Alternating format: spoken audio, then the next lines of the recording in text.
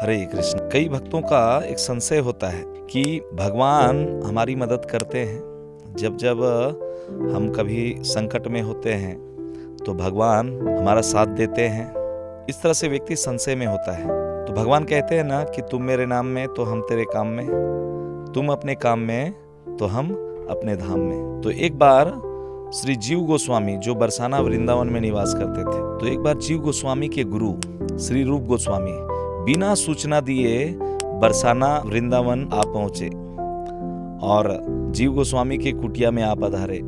श्री जीव गोस्वामी जी का भोजन का कोई निश्चित समय नहीं था। जब मिलता था तो पा लेते और नहीं मिलता तो उपवास ही रह लेते थे।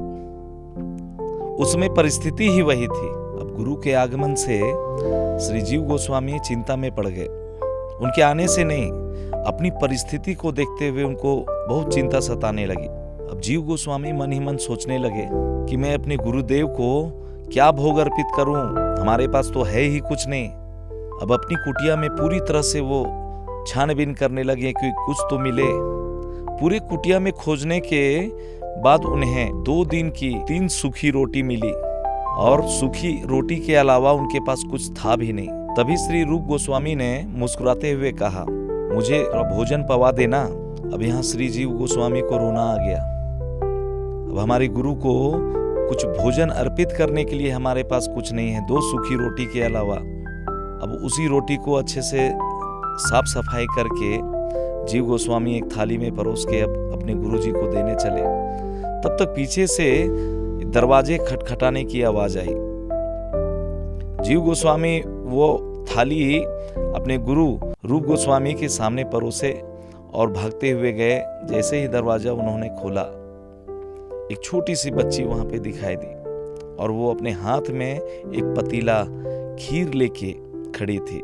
बच्ची बोलती है कि मम्मी ने बनाई है और आपके लिए भेजी है। जीव गोस्वामी उस खीर का पतीला देखते ही बहुत प्रसन्न हुए और वो पतीला अपने हाथ में लेके उस बच्ची को आशीर्वाद दिए और वो खीर फिर जीव गोस्वामी जाके अपने गुरु को दिए। रूप गोस्वामी जैसे ही उस खीर को अपने मुख में डाले तो जीव गोस्वामी को अचानक आवाज दिया कि जीव, ये खीर लाई कहां से, किसने दिया ये खीर तुझे? जीव गोस्वामी बोलते हैं, ये खीर हमारी पड़ोस में बच्ची ने लाकर दिया है, उसकी मम्मी ने बनाई थी और हमारे लिए भेजी थी। अब यहाँ रूप गोस्वामी कहते हैं कि वो साधारण बच्ची नहीं थी, वो बच्ची राधा रानी थी। तुम उस बच्ची से मुझे मिलवा सकते हो क्या? तो जीव गोस्वामी रूप गोस्वामी को साथ में लेके गए उस बच्ची के घर पे। घर के बाहर जाके आवाज दिया, अंदर से एक स्त्री आती है जो बच्ची की माँ थी। अब जीव गोस्वामी वहां पूछते हैं कि आपकी बेटी कहाँ है? हमारी ये गुरुदेव हैं रूप गोस्वामी, ये उनसे मिलना चाहते हैं। उस स्त्री का जवाब था कि मेरी बेटी तो 7-8 दिन से नानी के घर में है। तो फिर जीव गोस्वामी अपने गुरु रूप गोस्वामी की तरफ देखते हैं और फिर दोनों की आंखें नम हो जाते हैं। रूप गोस्वामी कहते हैं कि चलो राधा रानी के मंदिर चलते हैं। दोनों भागते हुए जाते हैं। पास में ही राधा रानी के एक मंदिर था। दोनों भागते हुए उस मंदिर में जाते हैं और उस मंदिर के पुजारी को जीव गोस्वामी पूछते हैं कि आज आपने क्या भोग लगाया था राधा रानी को? उपस्थित जो पुजारी हैं वो बोलते हैं कि आज तो हमने खीर लगाया है। तो फिर जीव गोस्वामी बोलते हैं, आप किस बर्तन में राधा रानी को भोग अर्पित करते हो? तो पुजारी बोलता है, चांदी के पतीले में, है ना। और ये वही चांदी का पतीला जीव गोस्वामी की कुटिया में पड़ा है ना। तो जब ये चिंता में थे, जीव गोस्वामी यहाँ पे चिंता में थे कि आखिर मैं अपने गुरुदेव को क्या अर्पित करूं।